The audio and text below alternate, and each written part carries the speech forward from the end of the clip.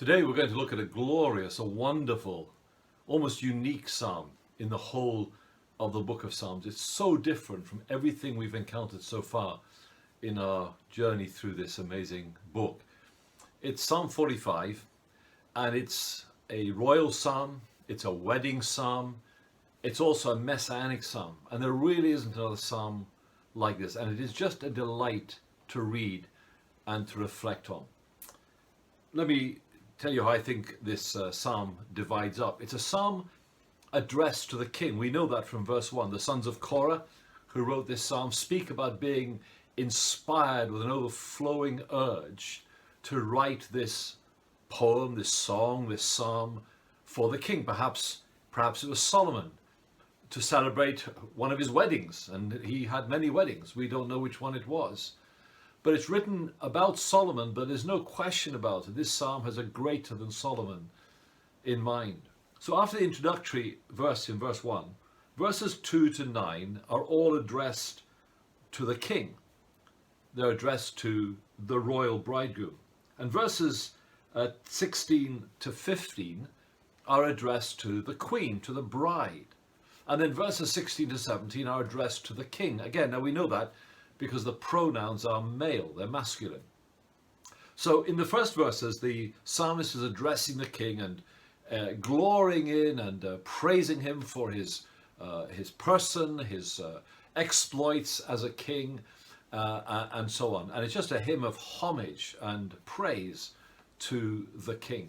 And then the next verses are advice to his bride. The wedding is in mind, and she's told how to prepare for the wedding, so that she satisfies the desires of the king, which are made very clear in these verses, and receives the blessings he wants to shower on her. And then the last couple of verses are a verse of affirmation to the king that his marriage to the queen is going to be fruitful and blessed by God because he is anointed by God. So Solomon is probably in mind in this psalm.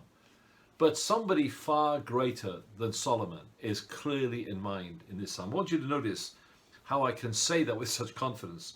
Well, just look at verse 6, for example. Your throne, O God, your throne, O God, is forever and ever. And look at verse 7. Therefore God, your God, has anointed you with the oil of gladness beyond your companions.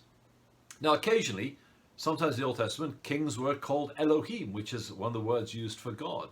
But we have an even stronger reason for knowing that this is a messianic psalm, speaking ultimately about the Lord Jesus, because the writer of the Hebrews quotes verses 6 to 7 in Hebrews chapter 1, as he speaks about the exaltedness and the uniqueness and the superiority of the Lord Jesus Christ. So this isn't just a psalm about a king and his queen. This is a psalm about the King of Kings and his bride. In other words, this is a psalm about Jesus and the church. You and I are in mind in the second part of this particular psalm. And look at what the church is told to do as she prepares herself for her wedding. She is to forsake all others and devote herself to the King. Verse 10, forget your people and your father's house. We have to be single-minded in our devotion and our loyalty to the Lord Jesus Christ. We have to forsake all others. We have to worship him. Verse 11, since he is your Lord, bow down to him. That's the idea of devotion and of worship. And then thirdly, we have to prepare for and think of the future. This is verse 13 to 15. We have to anticipate the glory that will be ours as we live with the groom for all eternity, and we have to prepare ourselves for that great future. And then there's this promise to the king, again to Jesus here, that betrothed and married to his bride, he will have much offspring. In the place of your father shall be your sons, you'll make them princes in all the earth. I'm reminded of that verse that says he will bring many sons to glory. That's the promise of that verse. But let me remind you of another New Testament passage that I think has Psalm 45 very much in mind. Revelation 19, in reverse order from the psalm. Revelation 19 verses 6 to 8 is the picture of the marriage supper of the Lamb. and of the bride who has prepared herself for the marriage by her deeds of righteousness that make her beautiful in her groom's eyes. And then Revelation 19, 11 to 16 is a picture of the groom riding out in glorious battle dress to accomplish the deeds of righteousness. And he's crowned with many diadems, with many crowns. Exactly the same idea as we have here in 45, 4 and 5.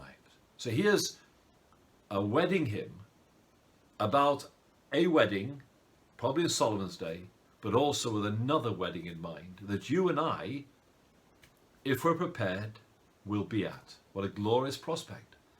I encourage you to really reflect on this psalm, particularly the last verses as it applies to us today. The Lord bless you.